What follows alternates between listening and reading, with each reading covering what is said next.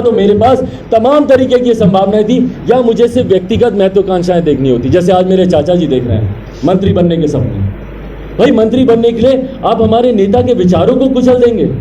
मंत्री बनने की लालसा में उम्र भर जो हमारे नेता ने 50 साल सक्रिय राजनीति में बेदाग जो उन्होंने संघर्ष किया, आप उसको कुचल देंगे।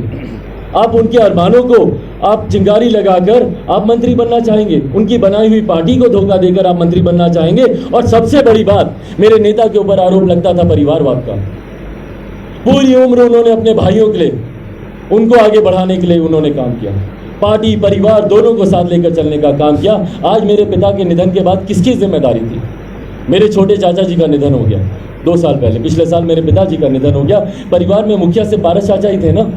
आज आपके ऊपर जिम्मेदारी थी कि जैसे पापा सबको एक साथ लेकर चलते थे, आप पूरे परिवार को एक साथ लेकर चलें। पर क्या एक मंत्री बनना इतना ज़्यादा महत्वाकांक्षी होता है, या इतना ज़्यादा ज़रूरी होता है कि आप उनके परिवार के पीठ के पीछे आप खंजर भोंकते हैं? मेरी माँ को आज जब सबसे ज़्यादा ज़रूरत है आपकी, अपने परिवार की, 43 साल मेरी माँ ने दिया अकेले इस परिवार को संजो कर रखने के लिए। उन्होंने अपनी महत्वाकांक्षाओं को समाप्त कर दिया, अपने करियर को, अपनी इच्छाओं को उन्होंने समाप्त कर दिया कि परिवार कैसे एक साथ रहे।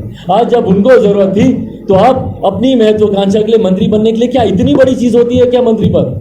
मुझे नहीं पता था, मुझे पता होता तो मैं शायद अकेले चुनाव लड़ता और आज मंत्री बना रहता।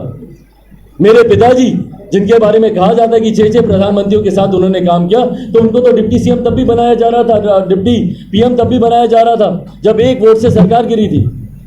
शायद उनको भी उस वक्त ये समझना चाहिए था, शायद उनको समझना चाहिए था कि भैया सीएम का पद कितना महत्वपूर्ण होता है। उन्होंने अपनी पूरी पार्टी को 2005 में उन्होंने समाप्त कर दिया, पर अपने सिद्धांतों से समझौता नहीं किया। रामविलास पासवान का बेटा हूं मैं, शेर का बेटा हूं, उन्हीं के संस्कार हैं मुझमें। ना उन्होंने कभी समझौता किया था, ना मैं कभी समझौता करूंगा। ना मेरे लिए कभी मंत्री पद मायने रखा, ना मेरे नेता के लिए कभी मंत्री पद मायने रखा होता तो आज मैं डिप्टी सीएम से लेकर केंद्र में मंत्री से लेकर ना जाने कितने पदों पर होता। पर मेरी लड़ाई सिर्फ और सिर्फ बिहारी अस्मिता की है, इन 12 करोड़ बिहार वासियों की है, मेरे उन युवा साथियों की है जो आज भी रोजगार के लिए दूसरे प्रदेश जाते हैं, ठोकर खाने, धक्के खाने, और वहां पर उनको बिहारी बोलकर गाली दी जाती है। बिहारी शब्द को गाली जिन लोगों ने बनाया, उनके खिलाफ मेरी लड़ाई है। किसने बनाया बिहारी शब्द को गाली? यही मुख्यमंत्री थे ना, जब बंबई में बिहारियों के ऊपर लाठियां चलती थी, उन्हें बिहारी बोलकर अपमानित किया जाता था। जब दूसरे प्रदेशों में उन्हें लाठियां चलाई जाती है तो नहीं देखा जाता कि भैया अपर कास्ट का बिहारी है कि दलित बिहारी है कि पिछड़ा बिहारी है, कौन सा बिहारी है, सिर्फ बिहारी बोलकर उस पर लाठी चलाई जाती है।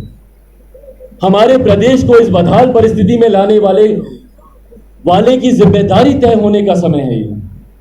हमारे मुख्य